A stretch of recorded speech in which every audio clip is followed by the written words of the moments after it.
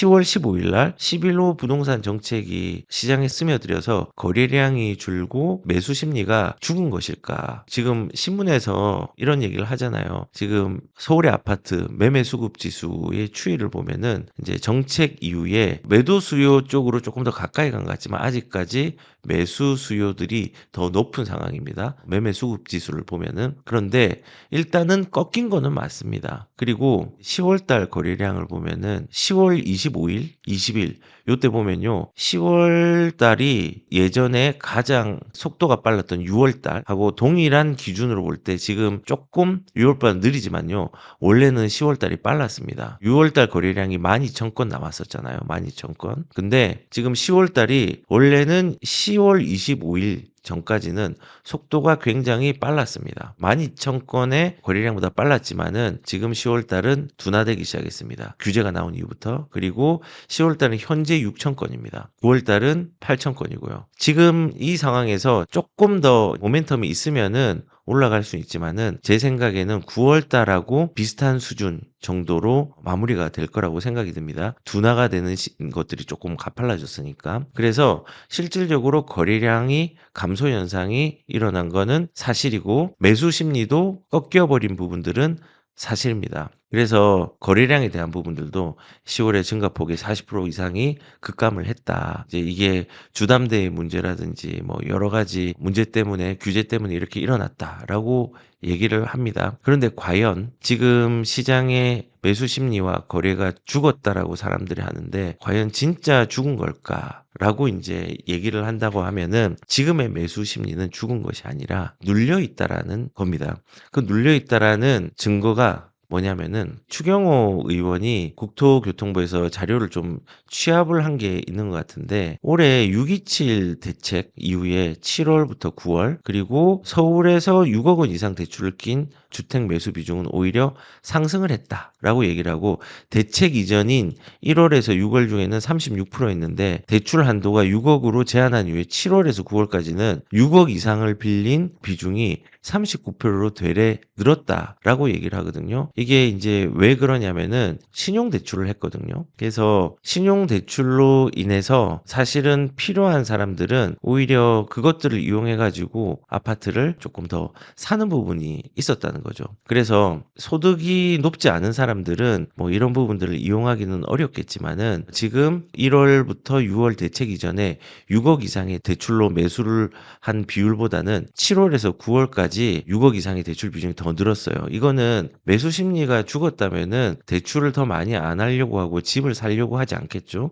그런데 오히려 신용대출을 이용하거나 다른 대출들을 이용해가지고 집을 살려고 하는 사람들은 비율적으로는 조금 늘었다는 거죠. 그리고 두 번째 우리가 매수 심리가 죽지 않았다라는 이유는요. 서울의 경매 낙찰가율이 102% 규제 피해 몰렸다라고 이제 얘기를 하고 있습니다. 서울의 경매 낙찰 피해라는 게 뭐 피해를 받았다가 아니라 그걸 피했다, 회피했답니다. 지금 서울의 아파트들의 경매가율이 굉장히 많이 올라가고 뜨겁습니다. 그 이유는 지금 현재 서울은 토지거래 허가구역으로 지정이 되어 있기 때문에 사실상 실거주를 해야 됩니다. 그런데 경매로 서울의 강남 갭 투자 가능합니다. 성동구, 용산구, 서초구, 송파구 모든 지역들이 실거주의 의무가 없습니다. 그렇기 때문에 지금은 갭 투자라고 할지라도 내가 돈을 조금 더 프리미엄을 주더라도 돈이 더 작게 들어가는 거예요. 실거주를 하려고 하면은 대출을 25억이 넘어가면은 어떻게 해야 돼요? 2억밖에 안 되고 15억이 넘어가면은 4억밖에 안 되고 15억 미만이면은 6억 정도밖에 되지 않지 않습니까? 그런데 대출에 대한 부분들도 사실은 막혀 있고 그다음에 실거주에 대한 부분들도 막혀 있습니다. 그런데 이 경매 시장에서 낙찰을 받을 경우에는 토지거래 허가구역의 규제에도 불구하고 실거래 의무가 없고 대출은 지금 경락대출 같은 경우는 되지가 않습니다. 그래도 전세를 낀다고 하면은 상대적으로 6억보다 혹은 4억보다 2억보다 대출을 더 많이 하는 효과를 낼 수 있기 때문에 오히려 경매에서 전세를 끼는 프리미엄이 붙어가지고 낙찰가율이 조금 더 올라가고 있는 겁니다. 낙찰가가. 그래서 지금 뭐 광진구 광정동의 청구 아파트라고 상대적으로 현대 5단지라든지 뭐 3단지 이런 데보다 안 좋은 청구 아파트 같은 경우가 전용 60평방미터가 감정가가 한 10억인데 27명이 응찰해 가지고 14억에 낙찰이 됐습니다. 139%거든요. 낙찰가율이. 그리고 금호안신 휴플러스라고 요것도 이제 상대적으로 비싼 아파트는 아닌데 전용 60평방미터가 39명이 이제 몰려가 가지고 9억 2,700만 원으로 감정가를 12억 1천만 원 정도에 130%에 이제 낙찰을 받았거든요. 그리고 분당 같은 경우도 뭐 84 타입 그러니까는 국평이죠. 그것도 18억 5천에 낙찰이 됐는데 이제 감정가는 15억이었습니다. 그러니까 다 100%가 넘어가는데 갭 투자를 할 수 있는 프리미엄이 붙은 거예요. 그래서 많은 사람들이 어떻게든 틈새를 이용하고 그다음에 오피스텔도 거래량들이 많이 늘는데 어떻게든 그런 식으로라도 움직이는 자산들을 가지려고 하는 노력들을 지금 열심히 하고 있습니다. 이렇게 경매 시장의 낙찰가율이 뜨거운 걸 보면은 우리의 매수 심리가 죽은 게 아니라 눌려 있다는 것들을 반증하고 있다고 생각합니다. 그러면 우리가 이 경매라는 부분들을 어떻게 이제 활용을 할까? 저도 좀 곰곰이 생각을 해봤는데 이런 케이스가 있을 수 있어요. 그러니까 예를 들어서 경매를 하면은 우리가 지금 경락 대출이 되지 않거든요. 경락 대출도 거의 되지 않습니다. 그러니까 우리가 경매 과정을 보면은 경매를 해서 우리가 이제 낙찰되기 전에 낙찰에 대한 보증 계약금 같은 걸 10%를 냅니다. 그러니까 20억짜리 집이 있으면은 이제 2억을 내야 되는 거죠. 그리고 나머지 잔금 형식에 해당되는 낙찰 금액들을 한 달 안에 이것들을 다 내야 됩니다. 잔금을 치러야 됩니다. 그래서 한 달 안에 치르기 때문에 조금 부담스러울 수 있는데 이제 이렇게 활용할 수 있어요. 지금 우리는 전세를 끼고 갭 투자를 할 수 있는 거잖아요. 그러니까 이 갭을 어떻게 이용하냐. 처음에 잔금 치르는 것들을 대부나 이런 사금융을 이용을 해서 실제로 그런 문의가 많습니다. 제가 이제 대부 쪽으로 연결돼서 확인을 해보니까 실제로 대부를 잠시 활용을 해서 그걸로 낙찰가를 맞추고 그리고 전세를 불러들여서 그 금액들을 끄고 이렇게 해가지고 갭 투자 형식으로 뭔가 할 수 있는 상황들을 만들더라고요. 그래서 실제로 그런 물건들이 찾아보면은 되게 많이 있습니다. 그러니까 이제 이렇게 투자를 하는 거죠. 이거는 샘플입니다. 이렇게 하라는 거 아닙니다. 여기 합정역 바로 앞에 옛날에 이제 여기 합정 촉진지구로 지정되어서 만들어진 메세나폴리스라는 아파트가 있습니다. 지금 여기에서 한번 유찰이 되었고 감정가가 17억 9천만 원인 아파트가 있습니다. 이 아파트를 보면은 감정가는 22억인데 최저가가 17억 9천만 원이네요. 근데 여기에서 이제 감정가 요 22억 정도로 하거나 그거보다 낮을 수 있는 금액으로 낙찰이 된다고 하면 예를 들어서 19억에 낙찰이 된다고 하면은 평균 전세가가 18억 5천이니까 이거는 19억에 낙찰되면은 5천만 원이 필요하고 그다음에 20억에 낙찰되면 1억 5천이 필요한 거잖아요. 그래서 이런 전세금에 대해서 우리가 이제 낙찰을 받은 다음에 10%로 만약에 20억에 낙찰을 받았으면은 2억을 주고 그다음에 나머지 잔금을 사금융으로 채운 다음에 다시 전세를 맞추고 이렇게 하면은 요거를 가져갈 수 있거든요. 그래서 이런 식으로 경매를 활용하는 부분이 생기는 거예요. 그래서 사람들은 좀 용기가 있고 좀 단기적으로 고금리를 사용하려고 하는 사람들은 이런 식으로도 방법을 생각해서 하는 경향이 있었습니다. 그래서 뭐 여기 보면은 경매든 공매든 간에 이렇게 좋은 입지에서 좋은 물건들이 만약에 나온다고 하면은 이런 경매를 활용하고 경락대출이 되지 않지만은 경락대출 대신에 사금융을 한 두세 달 정도 사용해 가지고 집을 전세를 맞춰 가지고 획득하는 방법들이 있습니다. 그리고 경매와 공매의 차이는 사람들이 다 알겠지만은 조금 그냥 설명을 드리면은 경매라는 거는 법원의 민사집행법에 의해서 일반 채권자가 채권을 회수하기 위해서 이제 진행을 하는 건데 공매는 국세징수법에 따라서 체납된 세금이 있잖아요. 요거를 징수하기 위해서 캠코가 이제 진행을 합니다. 그런데 경매 같은 경우는 대금 납부를 일시불로 납부를 해야 되거든요. 그런데 공매는 1개월에서 5년까지 분할 납부가 가능합니다. 캠코에서 이제 주관을 하고 경매는 법원에서 하죠. 그래서 일단은 경매와 공매이 뭐 똑같은 것 같은데 뭐가 다르냐라고 하면은 일단은 주관 기간이 다르고 공매는 세금을 위한 거고 그리고 일단은 대금 납부 자체를 경매 같은 경우는 일시불로 해야 되지만은 공매는 분할 납부가 좀 가능한 물건들도 있다 정도라고 이제 생각을 하시면 됩니다. 그래서 이제 요는 뭐냐면 지금 매수 심리가 죽은 게 아니라 눌려 있다는 증거가 뭘까를 이제 생각을 해보면은 첫 번째는 지금 규제가 나온 이후에 6억 이상의 대출 비중이 늘었다는 거는 신용대출을 더해가지고 그것들을 사용했거든요.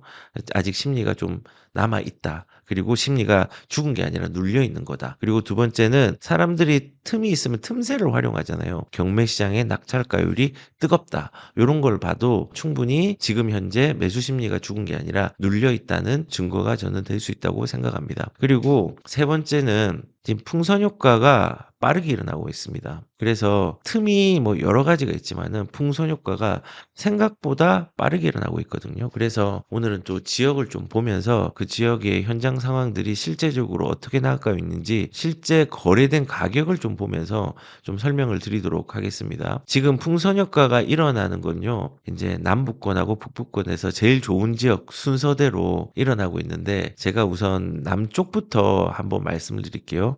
남쪽에는 틈새가 될 수 있는 게 군포도 있고 그다음에 만안구도 있고 한데 우선 먼저 기흥구도 사실은 나쁘지 않거든요. 근데 기흥구 중에서 용인시는 수지구가 제일 좋고 그다음에 기흥구 그리고 이제 처인구 요렇게 세 개의 구가 있는데 그중에서 기흥구는 막지 않았어요. 근데 문제는 뭐냐? 기흥구에는 구성역이 있어요. 구성역. 조금 더 크게 확대를 해 볼까요? 구성역이 있는데 이 구성역에는 GTX A 노선이 연결되어 있습니다. 그런데 이 구성역 주변에 보면은 요렇게 마북동에 있는 이 아파트들이 몇 개가 있습니다. 그래서 실제로 얘들이 풍선 효과가 조금씩 일어나려고 하고 있습니다. 소형 평수 중심 위주로. 지금 호가들이 좀 올라가고 10월 달에 거래된 부분들이 호가 대비해서 조금씩 올라가는 양상들이 보이고 있죠. 여기는 조금 표시가 덜 납니다. 그런데 여기도 상대적으로 덜 올랐으니까는 아직까지 풍선 효과가 완전히 오진 못했습니다. 그러면은 GTX A 노선 중에서 조금 더 좋은 지역으로 가면요. 풍선 효과가 확실히 일어나고 있습니다. 이제 특히 이제 좋은 입지라고 판단되는 데에서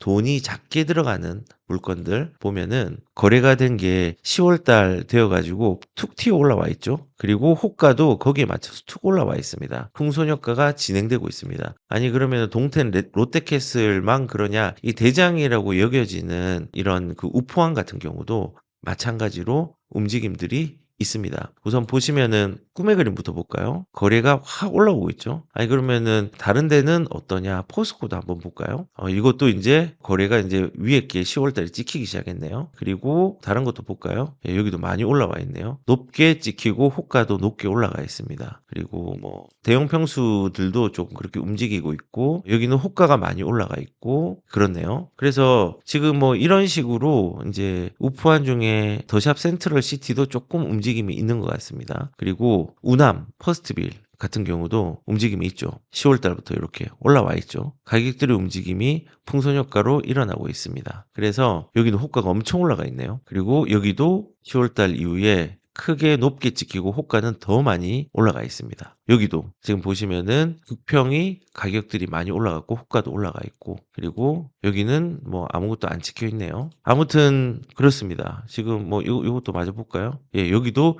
주르륵 하고 올라가 있네요. 예, 풍선 효과가 일어나는 게 조금 보이지 않나요? 가격의 변화들이 상당히 크게 일어나고 있죠. 그래서 호가도 많이 일어나고 있는 상태입니다. 지금은 이런 풍선 효과가 지금 실질적으로 조금 느껴지는 곳들이 이런 용인 기흥구 그다음에 동탄, 역세권 중심으로 대장 아파트 중심으로 조금 일어나고 있습니다. 그리고 군포도 좀 움직임 보이고요. 그리고 부천도 조금의 움직임들이 감지되고 있고요. 구리 같은 경우도 마찬가지로 많이 감지되고 있습니다. 구리도 한번 볼게요. 구리 같은 경우도 수택동 얘도 이제 세대수가 700세대밖에 되지 않지만은 호가가 이렇게 올라가 버렸습니다. 10월 달에 이렇게 상승 거래가 이어지고 있으면서 수택동의 이편한 세상 센트럴파크라는 아파트입니다. 이 아파트도 보면은 규제 전 가격이 좀 쌌고 호가는 좀 많이 올라가 있는 상태고 여기도 보시면은 규제 이후에 가격들이 많이 올라가고 호가도 올라가 있습니다. 지금 풍선 효과가 확실히 좀 나고 있죠. 우리의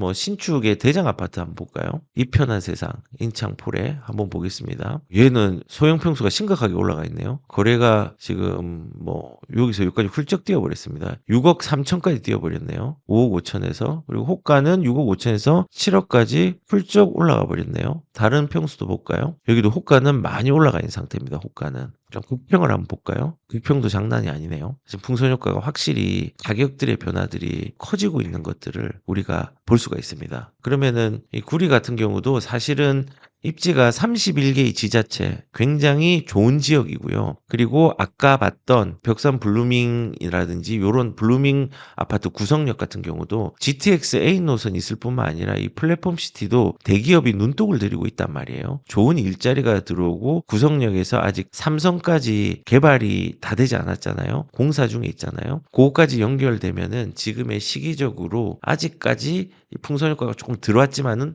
좀 오고 있는 초입분에 있는 아파트들은요, 굉장히 나쁘지 않은 아파트 중에 하나죠. 그래서 이런 아파트들 조금씩 움직임들이 많이 보이고 있고, 동탄 같은 경우도 아까 보여드린 것처럼 굉장히 풍선 효과의 움직임이 크게 일어나고 있다. 그러면은 좀 그래도 더 상급지로 여겨지는 한 만안구 정도로 한번 가볼게요. 만안구 같은 경우는 이제 메가트리아, 요게 이제 좀 인기가 좋죠. 여기도 뭐 한번 아무거나 볼까요? 여기도 주르륵 거래가 높게 형성이 되었고, 그리고 호가도 좀 범위가 크긴 하지만은 굉장히 많이 크게 일어나고 있는 상황입니다. 그리고 아까 봤던 이 구리 같은 경우도 사실은 지금 이 북쪽에서는 가장 풍선 효과가 빨리 일어날 지역이 이런 구리, 그 다음 지역이 저는 연결되어 있는 다산이라고 생각이 들거든요. 그런데 이러한 다산 같은 경우는 아직까지 움직임들이 조금 감지가 안 되고 있잖아요. 호가는 좀 올라갔지만 여기는 오히려 거주 여건도 좋고 이제 역세권인